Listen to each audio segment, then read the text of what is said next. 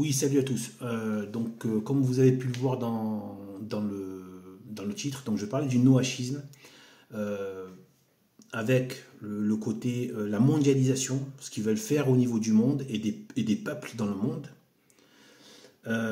et en lien avec la préparation de l'avènement de l'Antéchrist et de rendre ces peuples, d'en faire un peuple assez qui marine dans un même moule, dans un même marasme, et ce marasme est dans un même moule. Le marasme, c'est tout le chaos des choses mauvaises, du péché, des mauvaises mœurs, des vices, etc. Et dans le moule de l'Antéchrist. Et donc de rendre, comme dans un moule, de rendre l'humanité à l'image de l'Antéchrist. Quel est voilà l'intérêt? Donc je fais un petit aparté pour dire aussi, je suis pas là pour satisfaire. C'est pas juste pour ce que je fais là, c'est pas juste pour satisfaire à de la curiosité comme ça, ou pour se faire une petite vidéo qui parle de choses un peu faux-folles. Non, c'est sérieux. Je fais ça pour essayer d'apporter, si j'ai quelques compréhensions de comment, au niveau de l'action occulte qui se fait dans le monde, et derrière des apparats qui ont l'air innocents comme République, soi-disant démocratie, vivre ensemble, tolérance, inclusif, etc. et tout. Donc tout ce genre de choses-là qui sont en réalité les outils principaux de la mise en place du règne de l'Antéchrist. Voilà, à échelle mondiale. Et c'est pour ça que toutes ces choses-là ont tendance à se répandre dans le monde et qu'ils ne tolèrent plus qu'il y ait aucun endroit dans le monde qui n'adhère pas à ça. D'accord? On l'a vu récemment avec la Pologne, etc., etc. Ils n'adhèrent plus. La Russie, c'est pareil, et bien d'autres endroits. Et ils vont finir par s'en prendre au monde arabe, ce n'est qu'une question de temps. Et donc en fait, mais ils ont des façons, c'est-à-dire c'est des techniques de serpent, c'est-à-dire ils arrivent à bref, je ne vais pas rentrer dans le détail là, ce serait trop, voilà, c'est un sujet à part entière. Mais là, c'est pour dire donc déjà que voilà, donc l'intérêt, donc du coup, c'est quoi? C'est pour aider les frères et sœurs catholiques, eh bien, à continuer à garder la foi, mais en ayant aussi la lecture, d'y voir clair dans cette période-là. Il peut y avoir du désespoir. Vous savez, toujours, c'est très important. Hein. Là, il faut rester comme les vierges sages et éviter de devenir des vierges folles. Vous savez, la parabole des vierges sages et des vierges folles. Il faut garder la lampe. Elles avaient une lampe, elles ont gardé la lampe. Donc ça veut dire aussi la lumière. Elles ont gardé de pouvoir y voir clair dans les ténèbres. Et donc ça, c'est ce que quand j'apporte mon petit savoir-faire à ce niveau-là, ça permet non pas d'apprendre la religion, parce que si vous voulez apprendre la religion, il faut l'apprendre. C'est auprès des prêtres et des prêtres de la tradition, de l'Église catholique traditionnelle, pas Vatican II. Les prêtres de la tradition non unacum, c'est des vacantistes. Voilà. Aujourd'hui, la vérité, la vraie foi est enseignée par eux. Voilà. Vous avez tous les prêtres de l'IMBC, vous avez l'abbé Lafitte, vous avez l'abbé Jacquemin, etc. Et voilà, donc il peut y en avoir d'autres, voilà, mais en tout cas, il y en a d'autres, mais tous ne parlent pas sur Internet. Voilà, là, si vous voulez apprendre la religion, c'est auprès des prêtres de la tradition. Voilà. Moi, ce que j'essaie d'apporter, c'est des éléments de religion que j'ai appris moi-même et que je mets en perspective avec les vicissitudes de notre époque et l'intérêt que ça peut avoir, donc du coup, de faire les rapports et les liens, vous voyez, entre les choses de la religion et les tournures que sont en train de prendre les événements. C'est dans ce sens-là que j'essaie d'apporter quelque chose pour que les gens, les catholiques, ne se disent pas non mais tout est tout, voilà, on sent plus l'action de Dieu, c'est fini, tout est chaos, tout. Non. Il faut continuer à y voir très clair là-dedans et donc mettre de la lumière sur cette action démoniaque est très important pour aussi savoir qu'il y a l'action de la providence et elle est extrêmement présente. Rien n'échappe à Dieu. Même si des choses peuvent nous dépasser, de toute manière, Dieu a raison. Même quand il laisse faire des choses. D'accord? Donc, alors, le noachisme. Noachisme, donc là, la meilleure référence qui a expliqué ça, donc c'est Pierre Hillard, meilleure référence de qui j'ai appris ça. Donc c'est cet objectif de faire une espèce de conglomérat entre guillemets, religion, alors qu'il n'y en a qu'une seule, c'est le catholicisme traditionnel, mais tous les cultes, d'en faire une espèce de conglomérat, une agglomération voilà, comme du bois aggloméré. En fait, voilà, c'est du bois aggloméré, voilà. Et tu prends plusieurs bois, tu broies tout ça, et puis voilà, ça a l'air, mais en fait, c'est de l'aggloméré. Eh bien, voilà, et en fait, pour dissoudre tous les cultes, mais en fait, ça c'est moi qui le dis, c'est pas Pierre Hillard. Moi, je dis que ce n'est qu'une préfiguration.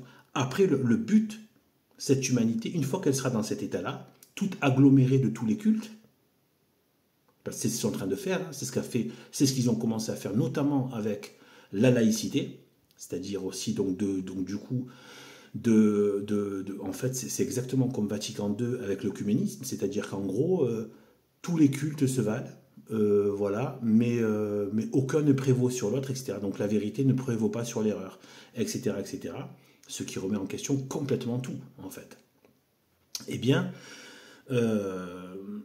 voilà, donc on a ça, et donc cette espèce de voilà de mélange, mixité, voilà, ça aussi sont des mots, mixité, etc. Tous ces mots-là sont les mots du démon. Mixité, inclusif, république, mondialisation, village-monde, transhumanisme, tout ça, c'est les mots du démon.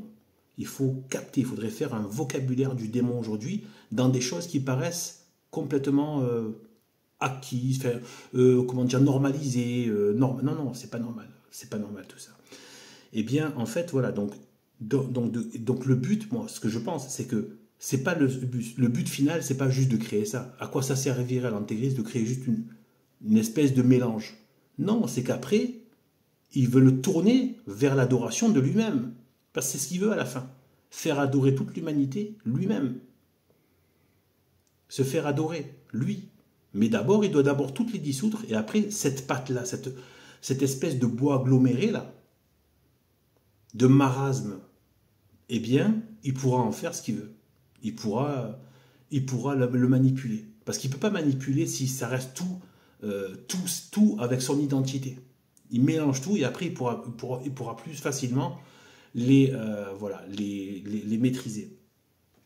Et lui donner un sens qui sera à la fin, par le biais de séduction, par le biais de manipulation psychologique qui vont atteindre des niveaux hallucinants, de fascination, d'hypnose, etc., des masses, petit à petit, vont à l'adoration de l'Antéchrist.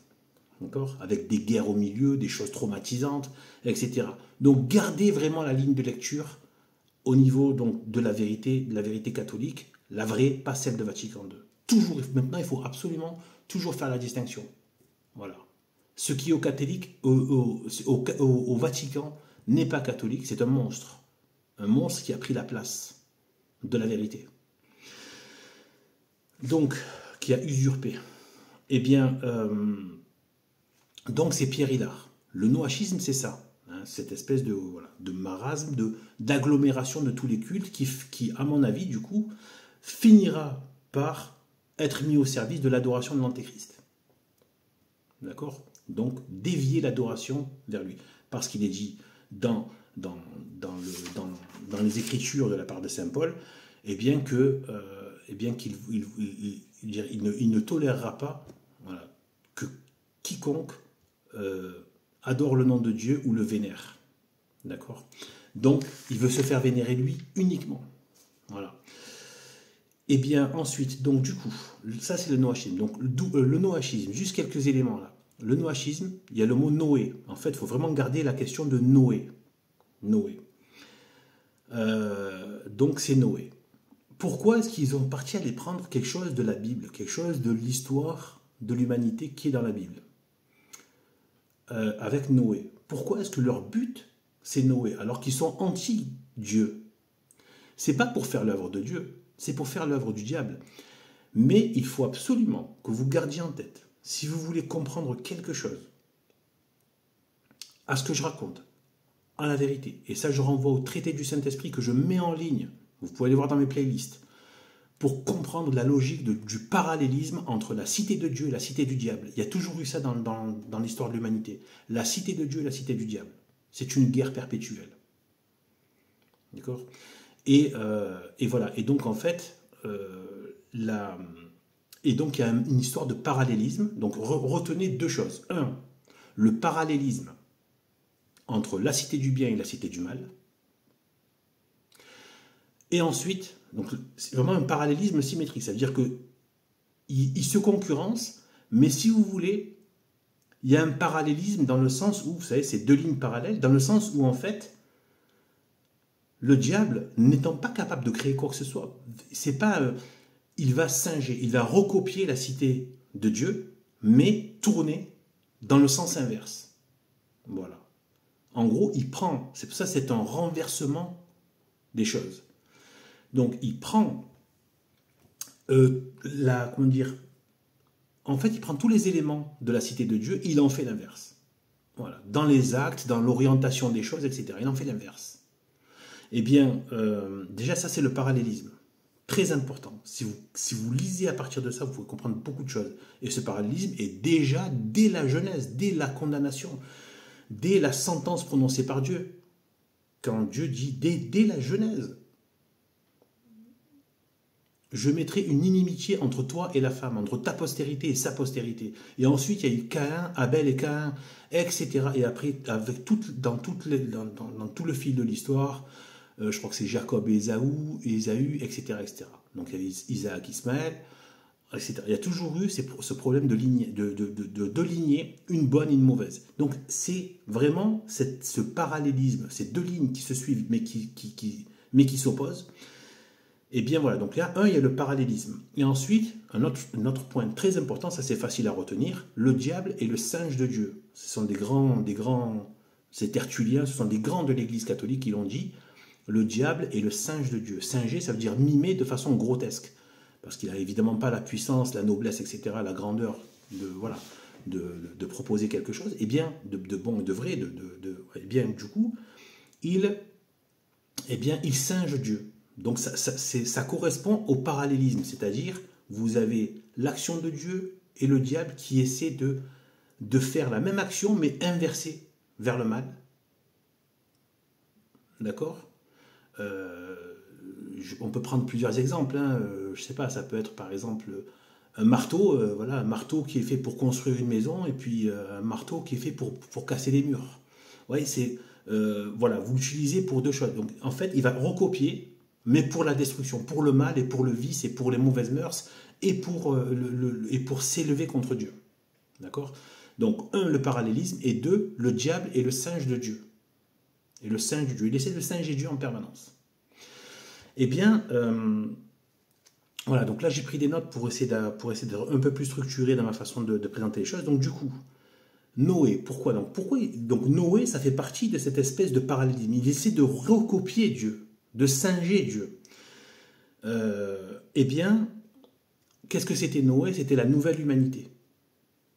Après le déluge, la nouvelle humanité. D'ailleurs, c'est la liturgie du jour. Hein. Non, pas du jour. Non, j'ai lu ailleurs ça. Donc Noé est le second père. Après Adam, c'est le deuxième père de l'humanité. Voilà. Donc après le déluge, puisqu'il ne restait plus que lui pour assurer la génération. Et voilà. Et donc, eh bien en fait, donc Noé,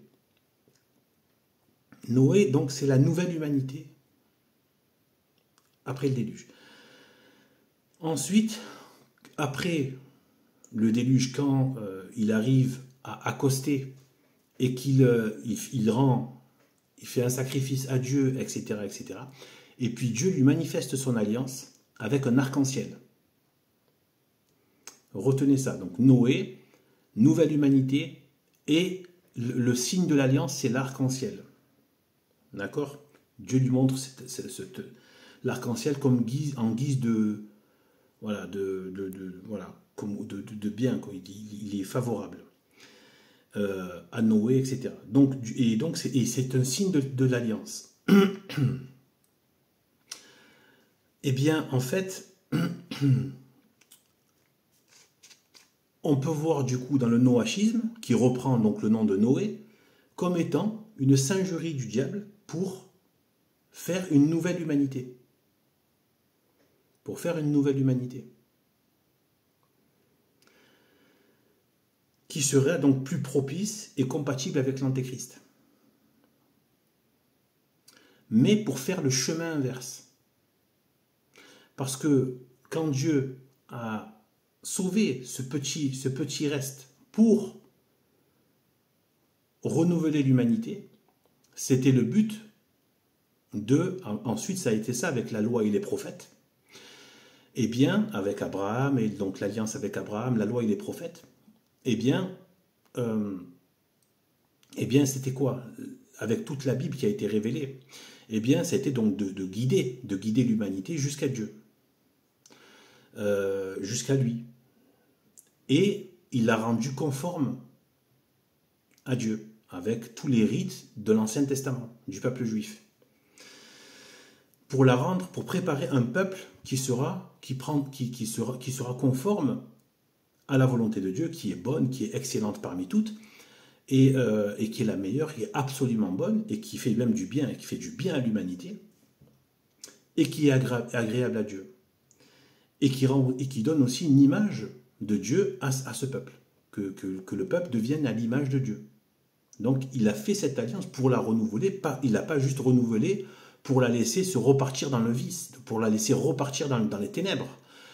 Après il a donné l'alliance pour lui donner les moyens de se conformer à la vertu, à la sainteté, pour la rédemption, pour sauver l'humanité. Et dès le départ à Abraham, il dit bien que c'est à vocation universelle. C'est pas que pour un peuple, mais d'abord il a préparé un peuple. Mais c'est à vocation universelle parce que dès la promesse à Abraham, c'est qu'il dit que toutes les nations de la terre seront bénies par ta descendance. Donc c'était déjà ça en fait. C'est déjà ça. Eh bien, donc voilà, ça c'était le but. Donc là, mais là c'est pour faire le chemin inverse. C'est-à-dire qu'en fait c'est pour ramener, donc pour faire un Noé, mais qui fait le chemin inverse. Pour la ramener à l'humanité mauvaise d'avant le déluge. La ramener à l'humanité de la malice, de la méchanceté, de la cruauté, de la débauche, de l'idolâtrie. Donc cette humanité qui a dû être effacée. Eh bien, là, ce serait un Noé, mais pour faire le chemin inverse, pour ramener l'humanité à vous savez que la période avant le déluge, ça s'appelle antédiluvien. Antédiluvien. Il y en a qui connaissent, il y en a qui ne connaissent pas, donc je leur dis, ça veut dire avant le déluge. Antédiluvien.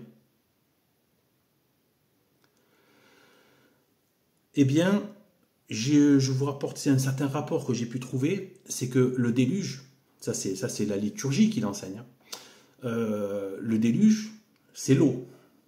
Et l'eau du déluge, au niveau du sens spirituel, c'est aussi une préfiguration du baptême, de la purification par le baptême. Parce qu'on meurt dans l'eau et on est régénéré par l'esprit. D'accord? C'est-à-dire vraiment... c'est pour ça qu'on meurt au vieil homme et on renaît enfant de Dieu. D'accord?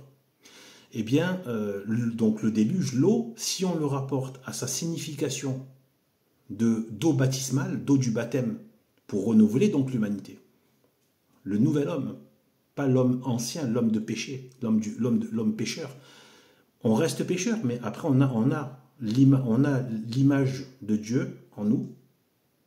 Mais on va dire, après il faut rester en état de grâce, bien évidemment. On reste soumis à la logique de la tentation, mais on a les grâces et on a les moyens, beaucoup plus de facilité de se maintenir dans la grâce que quelqu'un qui n'est pas baptisé. Voilà, c'est beaucoup plus aisé. Voilà. Mais ça n'enlève pas le libre arbitre. La personne peut renier, même si elle est baptisée. Donc du coup, si on garde ce rapport que le déluge, c'était l'eau baptismale, l'eau du renouvellement, comme l'enseigne l'Église. Donc ça voudrait dire quoi? Et d'ailleurs, regardez, antédiluvien, donc on peut le prendre comme étant anté, donc avant le déluge. Et si l'eau, dans la signification spirituelle, c'est l'eau du salut par le baptême, par l'eau et le sang du Christ, l'eau qui est sortie du cœur de Jésus à la croix. Donc c'est l'œuvre du salut, le salut par la croix. Parce qu'il n'y aurait pas pu avoir de baptême sans le sacrifice de la croix.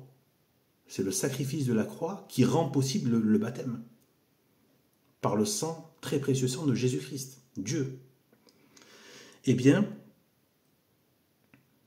ça voudrait dire quoi? Si cette eau, c'est l'eau du baptême, l'eau du salut, eh bien, antédiluvien, ça devient anté-Christ. Anté contre la purification.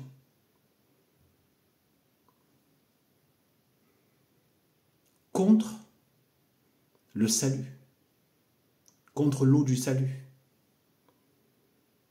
Antédiluvien. Et il y a une consonance avec antéchrist. Si on peut mettre le mot Christ avec l'eau du baptême, et on peut, puisque je viens de le dire que c'est lié à la croix. C'est la croix, c'est le sacrifice de la croix qui a permis le baptême.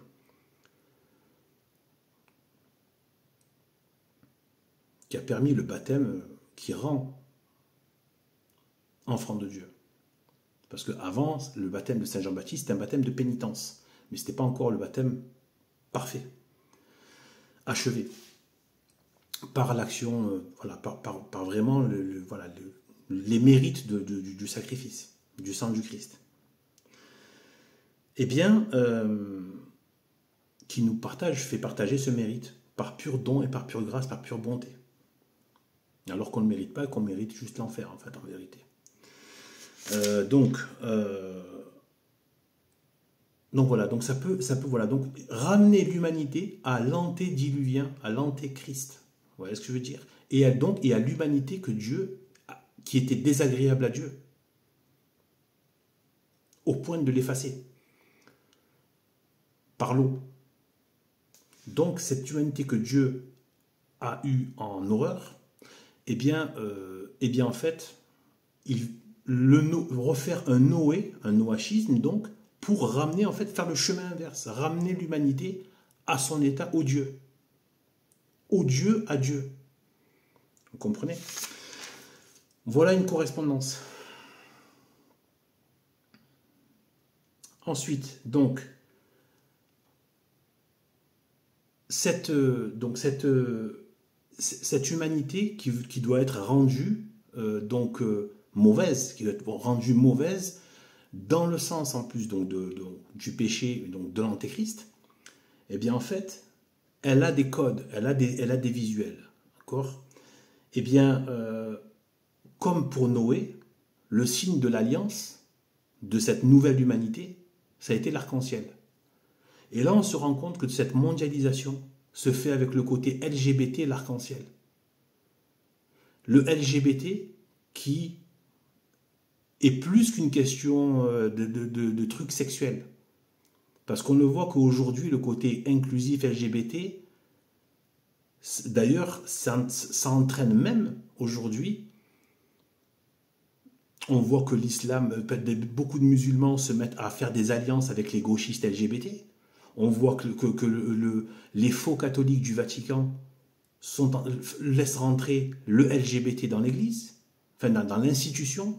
L'Église ne peut pas être pervertie, elle est de Dieu, elle est hors de toute atteinte de la crasse terrestre. Mais par contre, oui, l'institution, l'Église visible sur Terre, eh bien celle-là, oui, elle peut être atteinte. Eh bien, en fait, eux, ils sont en train de devenir une espèce de conversion au LGBT. Et c'est ce côté inclusif mondial. Vous comprenez? Pareil. Donc, et là, encore une fois, donc c'est noachisme et l'arc-en-ciel. Et est-ce que ce ne serait pas une singerie de Noé, Dieu qui fait son alliance et qui lui montre un signe de l'alliance de cette nouvelle humanité avec un arc-en-ciel? Tout ça n'est pas rien. Tout ça, ça prend sens, en fait, si vous voulez. Ensuite. Alors. Donc.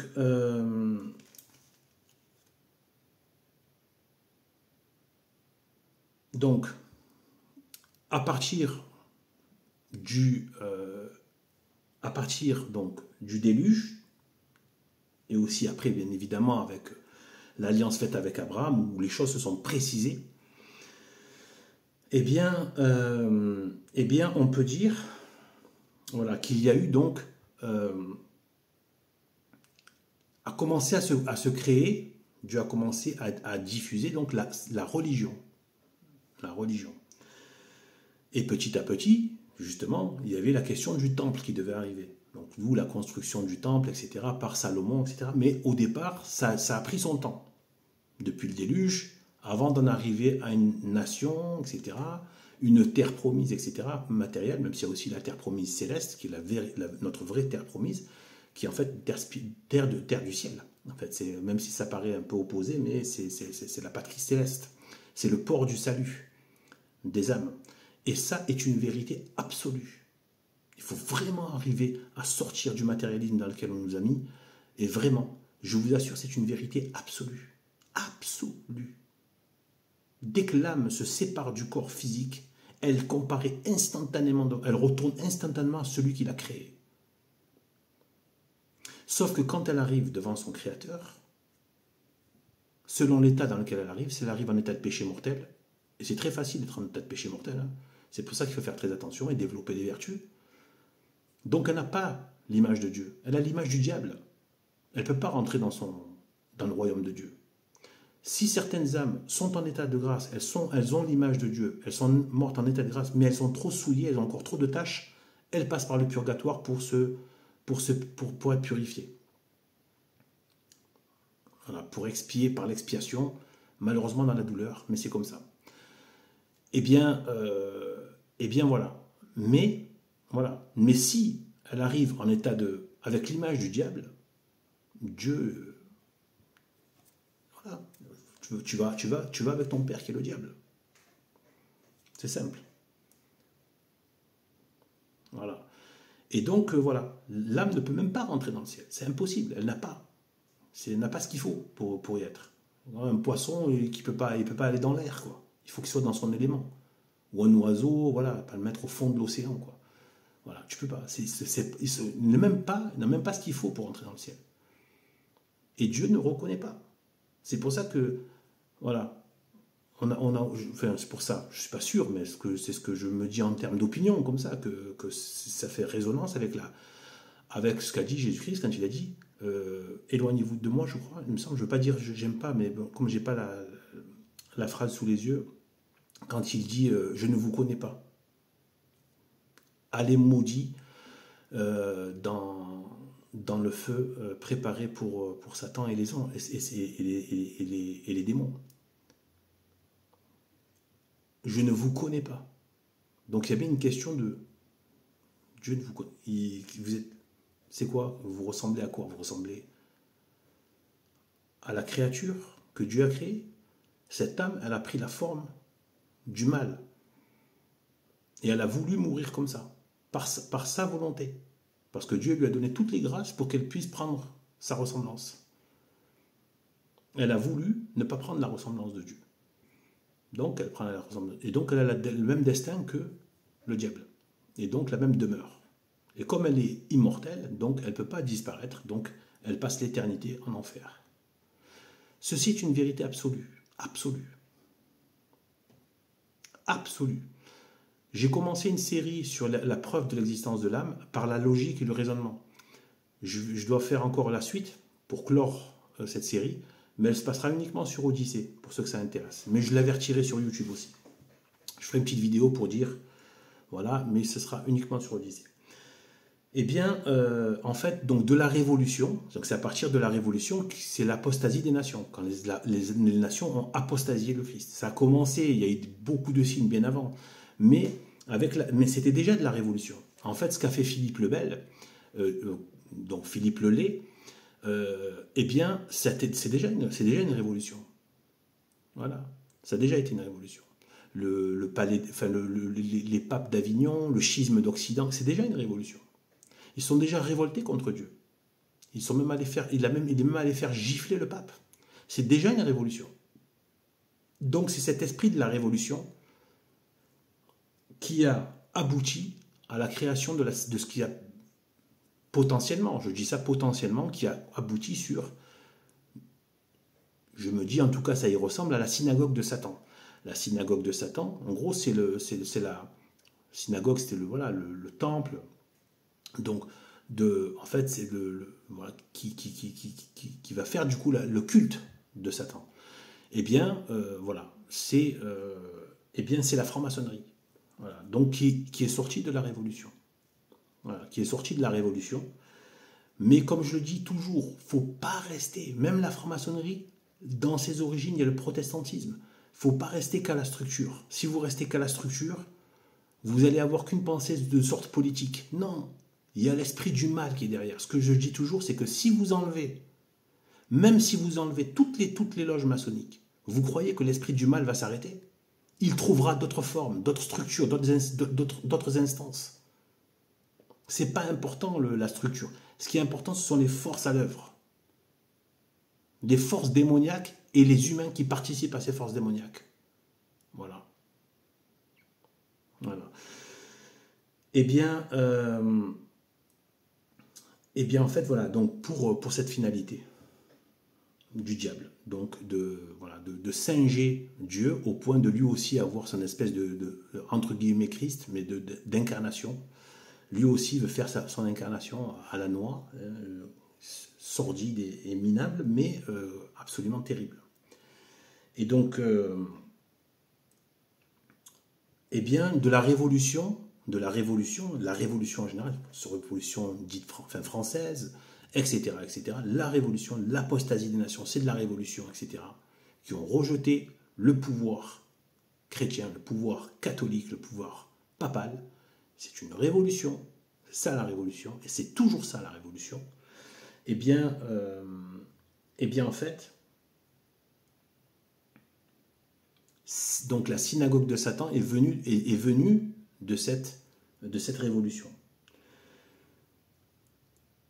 Que ce soit la franc-maçonnerie, les différentes sectes occultes qui se sont agglomérées, ils ont fini par former, si vous voulez, ils ont donné une façade civile pour pouvoir interagir avec le peuple. Entre ces forces occultes et le peuple, il y a ce qu'ils appellent la République, qui n'est qu'un instrument de façade. Mais ce n'est pas la République en tant que telle. C'est la République, enfin oui, c'est la République en tant que telle, mais en tant qu'instrument aussi. Eh bien, de la même manière que l'Église catholique traditionnelle, la vraie, pas celle d'après 1958, après Pie XII, il n'y a plus d'Église catholique au Vatican. Eh bien, l'Église catholique traditionnelle agit sur la foi et les mœurs. C'est grands domaines de compétences. Elle agit, elle pose des actes qui concernent la foi et les mœurs. D'accord ? La foi en Dieu et les mœurs tournées vers la vertu, vers la pureté des mœurs. Et donner tous les moyens pour cela, d'enseignement et de sacrement. Eh bien, la synagogue de Satan, qu'on peut résumer de manière plus facile à appréhender, la République. Donc,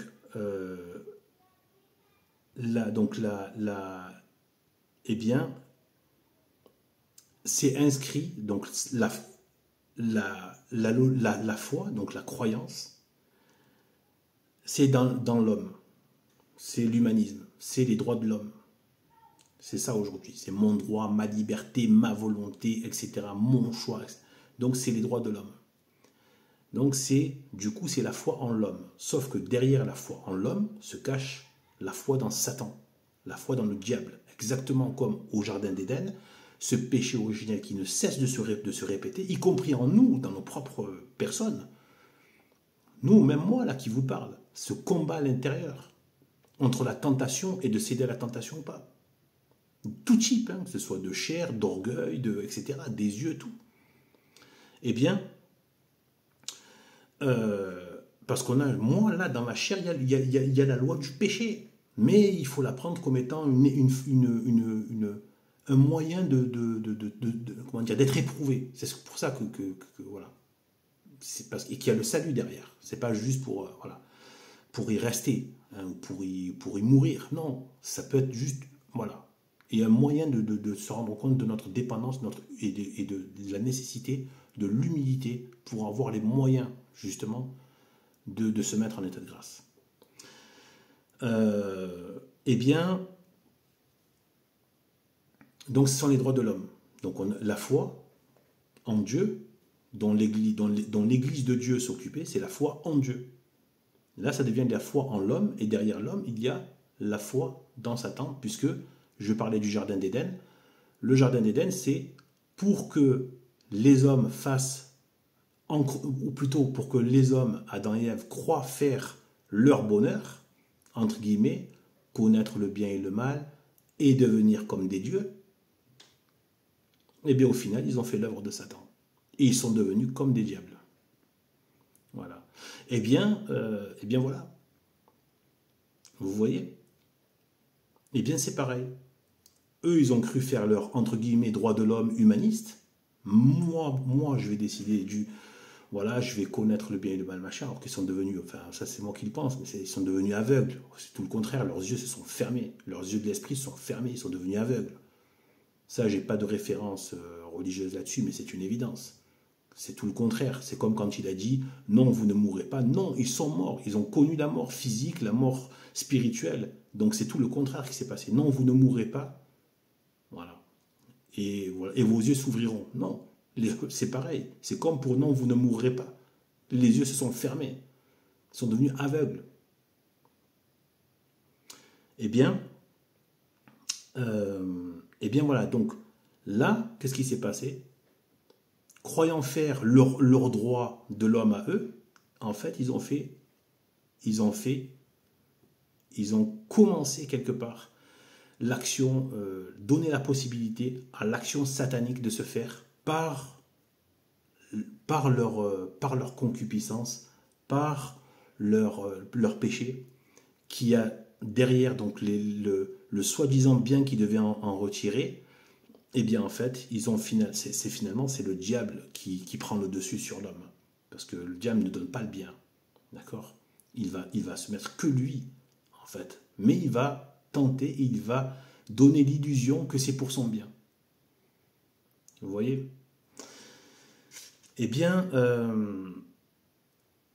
voilà. Et pour les mœurs, c'est pareil. Donc, la foi, c'est la foi en l'homme qui cache la foi en Dieu. Non, pardon. La foi en l'homme qui cache la foi dans le diable.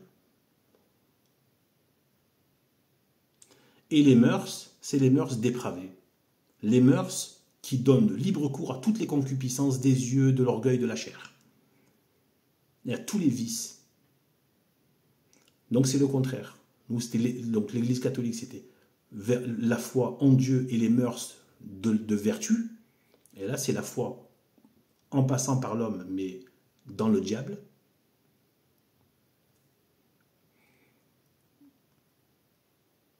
Et avec des mœurs dépravées.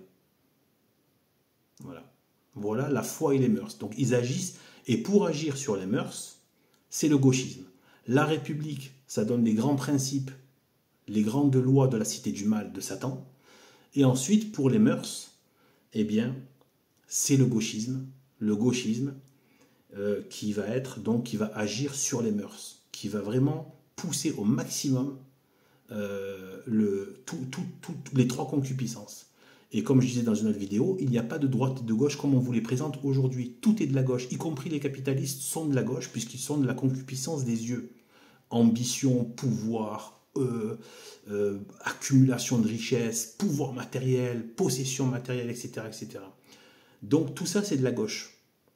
Tout ça c'est de la gauche. Il n'y a pas de droite. La seule droite c'est celle qui veut que Jésus-Christ règne par le biais de son vicaire. Tout ce qui ne veut pas ça est de gauche. Voilà.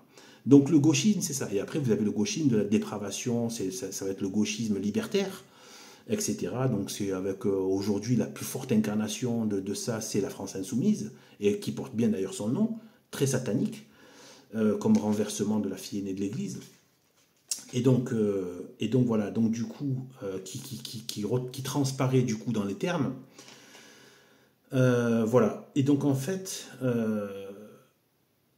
voilà. Eh bien, voilà. Là. Après, je voudrais terminer sur, du coup, un aspect important qui est le fait que j'ai pu remarquer, que je veux partager ici. Vous savez, ce passage très important. Franchement, il faut aller le regarder. Hein. C'est quelques versets. Franchement, allez le lire. Je sais que la plupart connaissent, mais lisez-le. Même ce qui est un peu avant, ce qui est un peu après. C'est donc dans la deuxième lettre de Saint Paul aux Thessaloniciens. Deuxième lettre de Saint Paul aux Thessaloniciens, chapitre 2, versets de 3 à 8. Mais vous pouvez lire un peu avant, un peu après. C'est là qu'il y a des grandes prophéties qu'aujourd'hui on voit se réaliser, on a vu se réaliser et on voit se réaliser sous nos yeux. Mais, eh bien, ceux qui, en fait, si vous voulez, dans ce passage, où il fait une véritable prophétie, donc là c'est Dieu qui parle, parce qu'il n'a pas pu le savoir par lui-même. Eh bien, cet avènement de l'Antéchrist, eh bien, du fils de perdition, comme il l'appelle, l'homme de péché, le fils de perdition, eh bien, en fait, il dit donc qu'il s'élèvera contre tout ce qui est appelé Dieu, contre tout ce qui se nomme Dieu.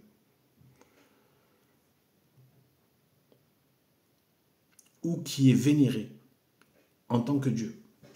Tout ce qui vénère Dieu, et même tout ce qui... En fait, c'est même le nom de Dieu qu'ils ne veulent pas. Et c'est là qu'on voit le satanisme de la société moderne matérialiste et pseudo-scientifique. C'est-à-dire qu'ils ont effacé le nom de Dieu de la création. Donc c'est contre tout ce qui s'appelle Dieu. Même le nom de Dieu, ils ne veulent même pas l'entendre. Et encore pire encore, il dit ce qui est vénéré, donc en tant que Dieu bien sûr. Ceux qui vénèrent Dieu. Il ne veut plus que non seulement le nom de Dieu soit répandu, soit connu, mais en plus, et que ceux qui le connaissent ne doivent pas vénérer, encore moins vénérer. Vous comprenez? Donc il va abolir le nom de Dieu et le culte rendu au vrai Dieu.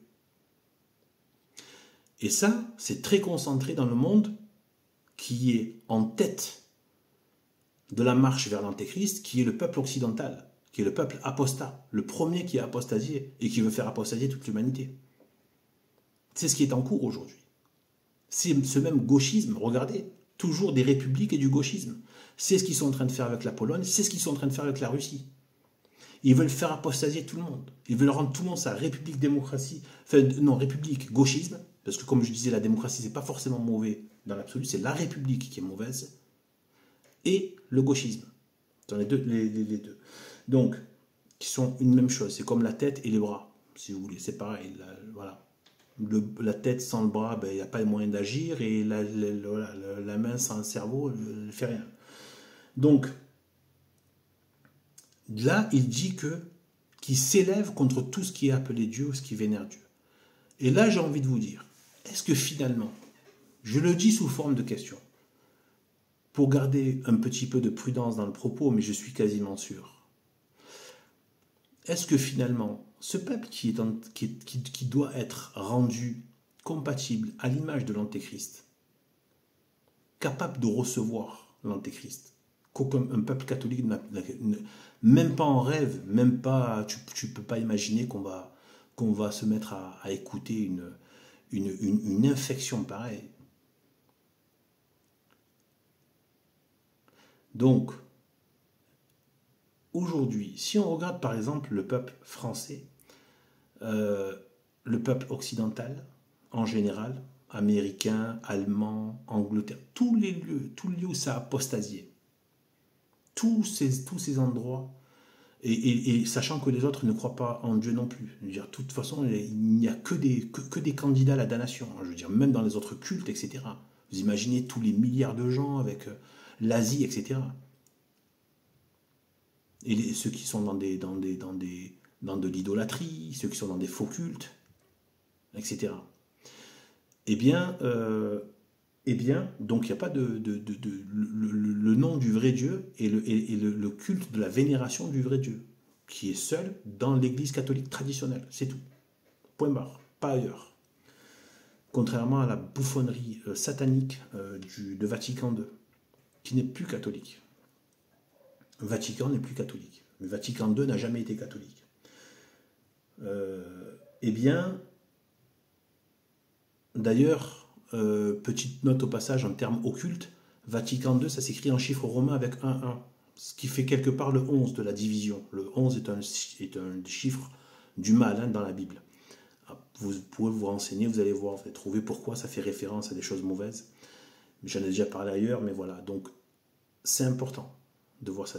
Déjà, il y a le 1-1, donc de la division. Vous voyez, il y a peut-être une marque là-dedans, une marque Vatican II, avec 1-1, ça s'écrit 1-1, comme... et donc, du coup, 11, en chiffre romain. Ça s'écrit plus souvent avec 1-1 que 2. Vous voyez, donc 11, Vatican de la... Bon, voilà, c'est un truc notable. Eh bien, en fait, aujourd'hui, si on regarde les gens, leur impiété. Ah oui, j'ai pas le passage sous les yeux, mais il dit l'homme de l'impiété aussi. Il y a le mot impiété. Regardez aujourd'hui les gens. Est-ce qu'ils ne sont pas finalement comme décrits par l'Antéchrist là, comme l'Antéchrist décrit par Saint Paul? Est-ce qu'ils eux-mêmes, aujourd'hui, quand vous parlez de Dieu devant les gens, est-ce qu'ils ne s'élèvent pas contre tout ce qui est appelé Dieu? Est-ce qu'ils ne sont pas dans l'impiété?